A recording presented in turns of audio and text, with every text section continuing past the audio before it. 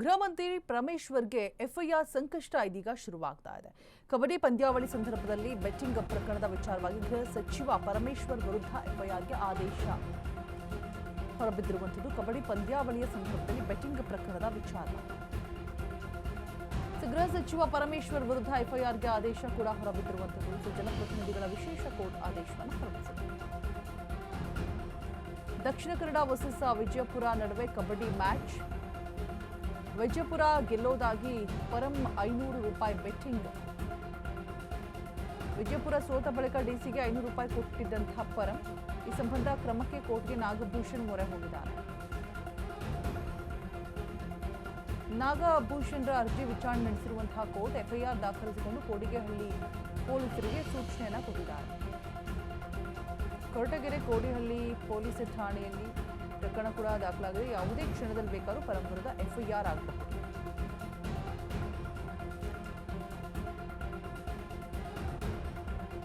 ಗೃಹ ಮಂತ್ರಿ ಪರಮೇಶ್ವರ್ಗೆ ಇದೀಗ ಎಫ್ಐಆರ್ ಸಂಕಷ್ಟ. ಕಬಡ್ಡಿ ಪಂದ್ಯಾವಳಿಯ ಸಂದರ್ಭದಲ್ಲಿ ಬೆಟ್ಟಿಂಗ್ ಪ್ರಕರಣದ ವಿಚಾರವಾಗಿ ಇದೀಗ ಗೃಹ ಸಚಿವ ಪರಮೇಶ್ವರ್ ವಿರುದ್ಧ ಎಫ್ಐಆರ್ಗೆ ಆದೇಶವನ್ನ ನೀಡಲಾಗಿದೆ. ಜನಪ್ರತಿನಿಧಿಗಳ ವಿಶೇಷ ಕೋರ್ಟ್ ಆದೇಶ ಹೊರಹಾಕಿರುವಂಥದ್ದು. ದಕ್ಷಿಣ ಕನ್ನಡ ವರ್ಸಸ್ ವಿಜಯಪುರ ನಡುವೆ ಕಬಡ್ಡಿ ಮ್ಯಾಚ್ ನಡೀತಾ ಇರುತ್ತೆ. ವಿಜಯಪುರ ಗೆಲ್ಲೋದಾಗಿ ಪರಂ ₹500 ಬೆಟ್ಟಿಂಗ್ ಅನ್ನ ಕಟ್ಟಿರ್ತಾರೆ.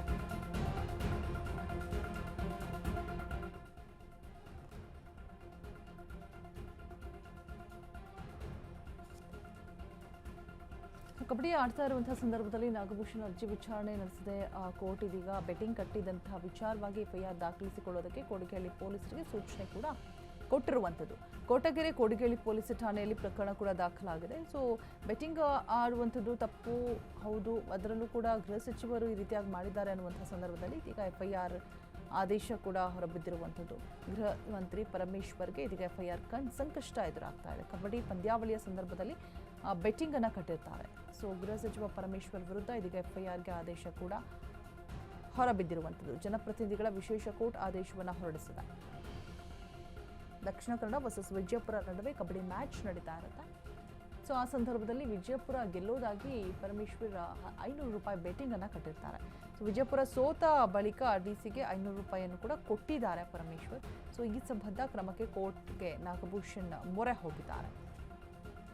ನಾಗಭೂಷಣ್ರ ಅರ್ಜಿ ವಿಚಾರಣೆಯನ್ನು ನಡೆಸ್ತಾ ಇದೆ ಕೋರ್ಟ್ ಸದ್ಯಕ್ಕೆ.